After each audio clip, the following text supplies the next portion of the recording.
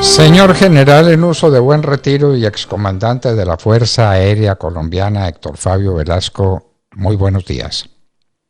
Doctor Fernando, buenos días. Un saludo especial para Mar Córdoba, para el señor Germán Sánchez, Sin Vilarrota y sus colaboradores. Es un privilegio estar con ustedes. Muchísimas gracias, general. Yo quiero hacerle una pregunta para lo que es importante una respuesta contundente.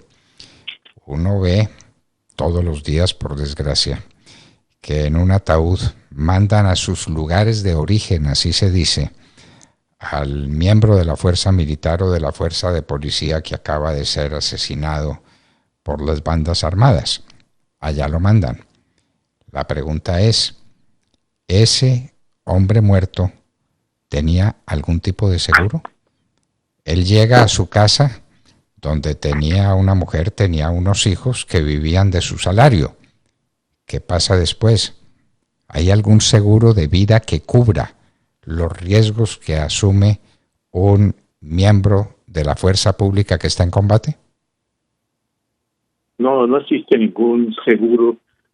Por eso se ha venido manteniendo el hecho de que el tiempo para retiro de los fuerzas militares sea inferior al de un ciudadano común y corriente, porque el miembro de la fuerza pública está expuesto 24 horas a un riesgo de su vida, de su integridad personal, pero además de eso no tiene fijo el tiempo para gozar de sus vacaciones.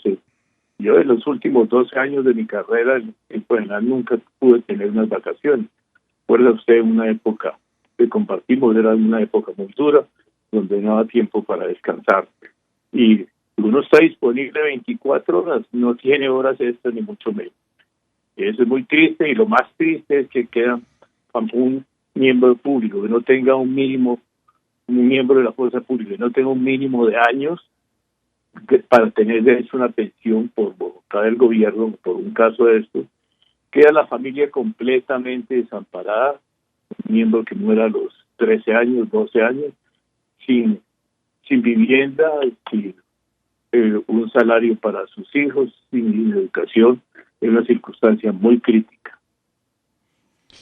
De modo que de esos 3.000 miembros de la fuerza pública que han sido asesinados en los últimos 10 años, una buena parte, probablemente la inmensa mayoría, murieron y sus familias quedaron en el abandono.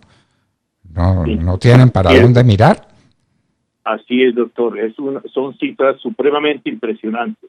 Esos 2.888 miembros de la fuerza pública muertos en 12 años, entre 2010 y 2022, equivalen a eliminar a un número de 3 batallones .6, que es mucho. Un batallón son 800 hombres por número, ya han sido eliminados.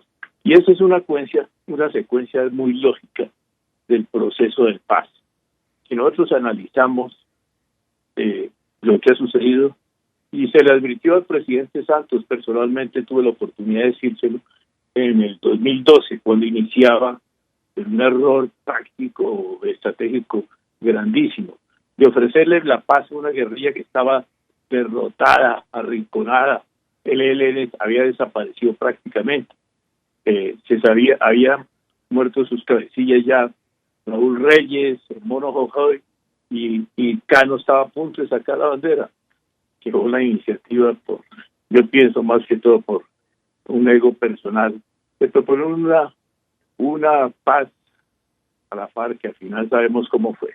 Estamos sufriendo las consecuencias. En una audiencia a la cual nos citó el presidente para tomarnos un café y pedir la aprobación de las fuerzas militares de la reserva activa a su proceso de paz, me permití decirle que yo le recomendaba que no fuera a debilitar la fuerza pública, porque ni se cumplirían sus acuerdos ni habría paz. Y eso es lo que vemos.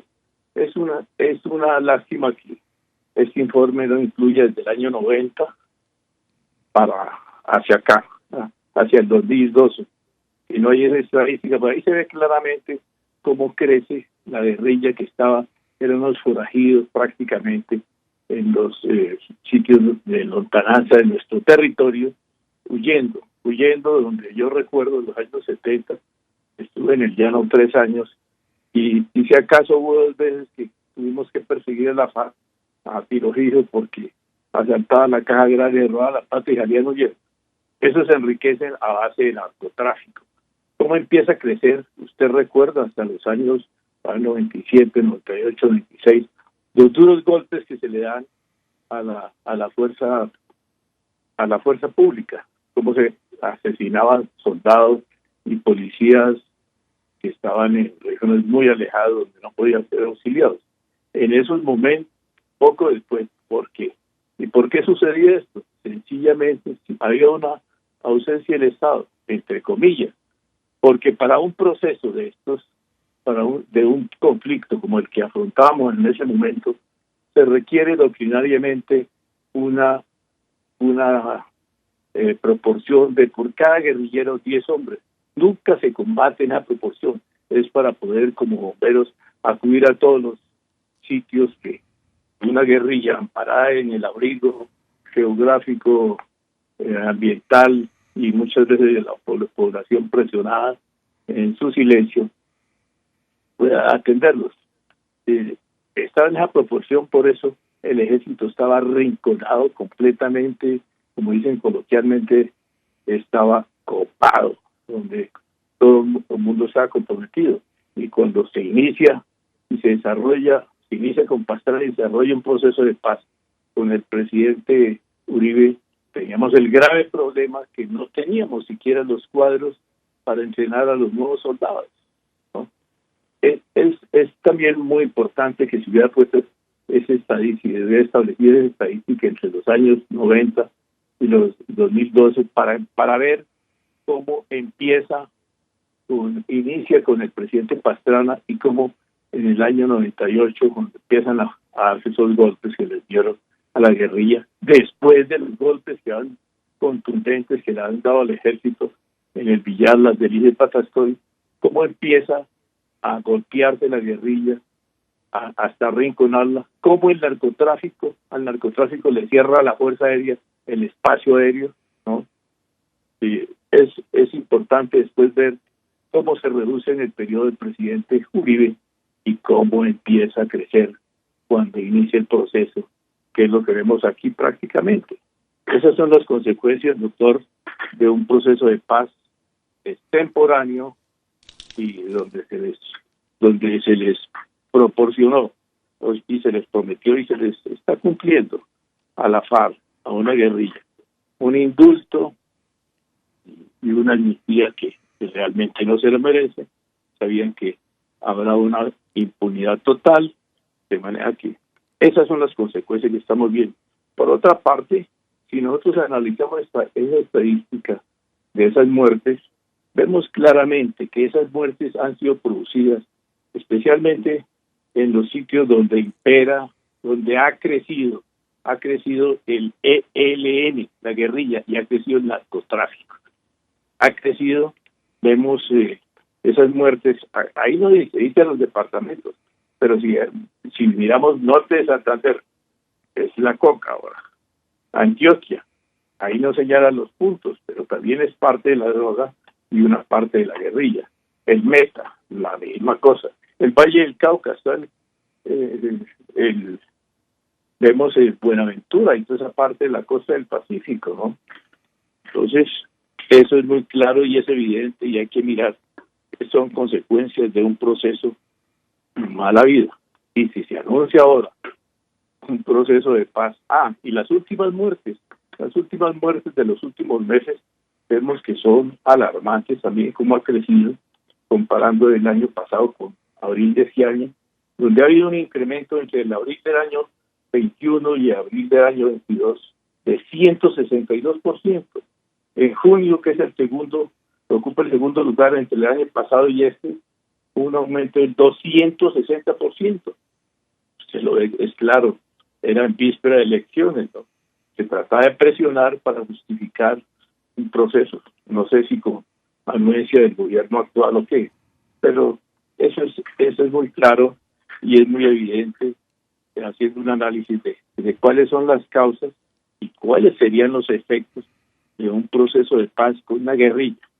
El gobierno Santos, o el presidente Santos, intentó hacer un proceso de paz con el ELN y no pudo por unas razones elementales, porque en primer lugar ellos no admitían concentrarse, una concentración, no admitían desarmarse, no admitían dejar el secuestro, sino el extorsivo, era el único que abandonaba, pero mantenían los secuestros políticos y secuestros contra él, lo que ellos consideraban contra su seguridad y su imagen, que eran prácticamente era contra la fuerza pública. Esos son los asesinatos que vemos, el pistoleteo, son presiones para este gobierno. Yo le tengo terror a un proceso de paz con el ELN, y es en América la guerrilla, después de Sendero Luminoso, la guerrilla más cruel y más sanguinaria que pueda haber. Si la FARC logró lo que logró, más bien le entregó el presidente Santos lo que le entregó, que irá a suceder con ELN. Eso es muy crítico y muy peligroso, someter a la nación a semejante semejante experimento. Señor general, lo que usted está diciendo es como la Biblia. No tiene palabra de más, ni tiene palabra equivocada. Todo eso es cierto. Pero volviendo al tema de los muertos de la fuerza pública, yo tengo que proponerle un capítulo del que no se habla. Los inhabilitados, los que han quedado heridos, los que han perdido una mano, o las dos, o un pie, o los dos pies, los que han quedado impedidos para el desarrollo normal de sus actividades en la vida civil. ¿Esos tienen pensiones suficientes? ¿Esos pueden vivir así? ¿O simplemente los mostramos en los desfiles militares de cada año para que se nos parte el corazón, pero no nos preguntamos, ¿y esas familias de qué están viviendo? Eso es triste y es bueno preguntarlo. A ellos yo creo que se les da únicamente alguna indemnización y se les atiende, pues se les atiende y se les curan sus heridas. Hay heridas que no son recuperables, usted lo sabe perfectamente, esas mutilaciones. Solo he visto un espectáculo similar y es en Camboya. Tuve la ocasión de visitarlo en un plan turístico y de pronto vi que a un lado de los grandes monumentos paleolíticos y todo eso que pueda apreciarse allá, había paleolíticos, no arcaicos, había gente tocando un tambor. Cuando me arrimaba, me arrimé por curiosidad a ver de qué se trataba, era una cantidad de mutilados que había, muy inferiores desde luego a los nuestros, víctimas de las civiles, víctimas de las quiebrapatas de la guerra de Vietnam. Solamente he visto algo similar allá, pero aquí ver esos desfiles de estos miembros, y no son todos, hay unos que ni siquiera pueden salir. Entonces eso es supremamente espantoso, es aterrador. Qué horror es una guerra y qué horror son sus consecuencias y la sociedad cómo afronta ese problema. Aquí tenemos pues la estadística de los muertos, 3.000 muertos en un poco más de 10 años, y no tenemos la cifra de los que han quedado mutilados, de los que han quedado heridos, de los que han quedado disminuidos por obra de estas cosas atroces, los que han pisado minas, los que han tenido un aturdimiento que no pueden superar, los que han quedado cojos o mancos o con alguna limitación para el desempeño de sus tareas habituales. Con esos, ¿qué pasa? Nos parece que podemos estar cometiendo una injusticia infinita con nuestros servidores más leales y que los podemos estar condenando a una situación insostenible. Señor general Héctor, sí, diga usted.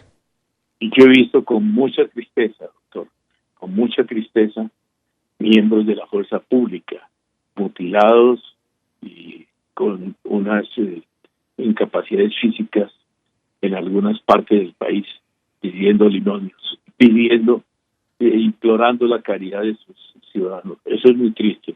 Ver a los servidores públicos, a los defensores de la patria, a los verdaderos héroes que el señor Petro dice que no existen. Eso es muy triste. Sí existen, señor Petro, sí existen, y esos son los que defendimos la democracia, que gracias a ellos está usted en la presidencia, ocupando el solio presidencial, señor Petro. Qué horror las injusticias que se cometen y qué horror los efectos que tiene esta guerra terrible contra el narcotráfico que nos deja cuántos mutilados, cuántos cojos, cuántos heridos que no se pueden recuperar jamás después de que los mandan a hacer las erradicaciones manuales cuando los mandaban a eso. Ya no tendremos el problema porque al parecer no habrá erradicación de ningún tipo, sino que será el triunfo total del narcotráfico como manera de vivir y como manera de enriquecerse. Señor general Héctor. Y hay otras heridas más grandes, doctor, de las cuales no se habla. Son las heridas de las niñas de la Rosa Blanca, de los niños reclutados. El padre de Ruth, de eso sí no habló. Qué ética y qué moral del padre de Ruth. Qué tristeza tener miembros de la iglesia nuestra de ese tipo, donde son unos lacayos de los señores de la guerrilla, de señores indirectamente o directamente de los narcotraficantes. No cabe duda ninguna, el narcotráfico es el cáncer que se come el país y para el padre de Ruth eso no existe, sino que lo que existe es aparentemente un exceso de la fuerza pública en el cumplimiento de sus tareas. Era lo que faltaba oír de parte de un sacerdote de la iglesia que desde luego está haciendo comunismo y está haciendo radicalismo desde hace muchísimos años con el CINEP. Esto no tiene por qué extrañarnos, porque es la lógica consecuencia de unos antecedentes que el país debiera tener más en cuenta. General Héctor Fabio Velasco, muchísimas gracias por estar con nosotros en la Hora de la Verdad. Gracias a usted, doctor Londoño. Es un privilegio haber compartido con usted este espacio.